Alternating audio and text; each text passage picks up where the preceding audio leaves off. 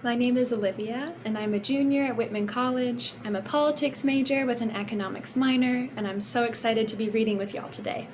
So, we are going to be reading Last Stop on Market Street. So, let's get started. CJ pushed through the church doors, skipped down the steps. The outside air smelled like freedom, but it also smelled like rain, which freckled CJ's shirt and dripped down his nose. He ducked under his Nana's umbrella, saying, "How come we gotta wait for the bus and all this wet?" "Trees get thirsty too," his Nana told him. "Don't you see that big one drinking through a straw?" CJ looked for a long time, but never saw a straw. From the bus stop, he watched water pool on flower petals, watched rain patter against the windshield of a nearby car. His friend Colby climbed in, gave CJ a wave, and drove off with his dad. "Nana, how come we don't got a car?" "Boy, what do we need a car for? We got a bus that breathes fire, and Mr. Dennis who always has a trick for you." The bus creaked to a stop in front of them. It sighed and sagged, and the doors swung open.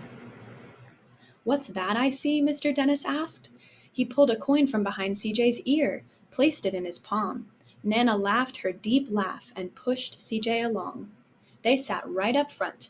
The man across the way was tuning a guitar, and an old woman with curls had butterflies in a jar. Nana gave everyone a great big smile and a "good afternoon." She made sure CJ did the same. The bus lurched forward and stopped, lurched forward and stopped. Nana hummed as she knit. "How come we always gotta go here after church?" CJ said. "Miguel and Colby never gotta go nowhere." "I feel sorry for those boys," she told him.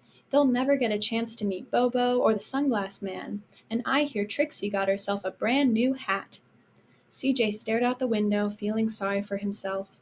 He watched cars zip by on either side, watched a group of boys hop curbs on bikes. A man climbed aboard with a spotted dog. CJ gave up his seat. "How come that man can't see?" "Boy, what do you know about seeing?" Nana told him. "Some people watch the world with their ears." "That's a fact. Their noses too," the man said, sniffing the air. "That's a mighty fine perfume you're wearing, ma'am." Nana squeezed the man's hand and laughed her deep laugh. Two older boys got on next. CJ watched as they moved on by and stood in back. "Sure wish I had one of those," he said. Nana set her knitting down. "What for? You got the real living thing sitting across from you. Why don't you ask the man if he'll play us a song?"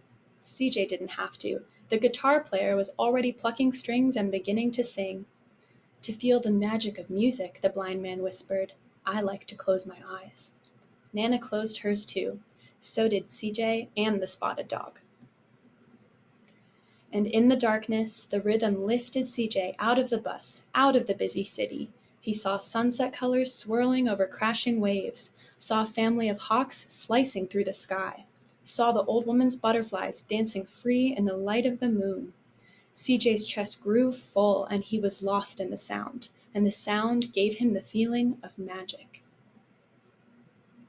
The song ended, and CJ opened his eyes. Everyone on the bus clapped, even the boys in back. Nana glanced at the coin in CJ's palm. CJ dropped it in the man's hat.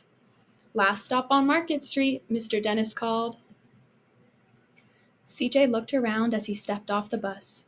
Crumbling sidewalks and broken down doors, graffiti-tagged windows and boarded-up stores. He reached for his Nana's hand. "How come it's always so dirty over here?" She smiled, pointed to the sky. "Sometimes, when you're surrounded by dirt, CJ, you're a better witness for what's beautiful." CJ saw the perfect rainbow arcing over their soup kitchen. He wondered how his Nana always found beautiful where he never even thought to look. He looked all around them again, as the bus rounded the corner out of sight, and the broken street lamps still lit up bright, the stray cat shadows moving across the wall.